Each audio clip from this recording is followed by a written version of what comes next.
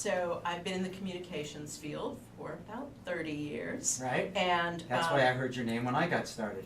And actually, I have been doing crisis management for all of that time. And before anyone really knew what crisis management or crisis communications was, I started doing it. And in fact, it's become an actual social science discipline. It's a category now.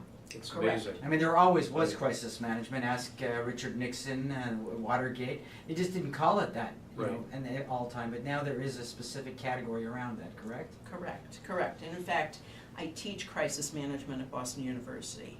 Oh, good for you. I also think that crisis management has become a subject and it's become larger than life because of the internet and social media today. You have to respond so quickly to an issue and think so quickly before, even in Nixon's time, you had time for that story to develop. That's Not why you're anymore. my co-host, because even before she does the topic, you got it down pat. Well, that's why I think it's so important that Janey pick a topical Do you subject need, like do you need this. to define it first for us, for our listeners?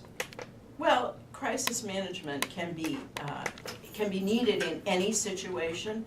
Sometimes what appears to be a crisis in someone's business may not appear as a crisis to the outside world, but it presents a real crisis within the business or the organization.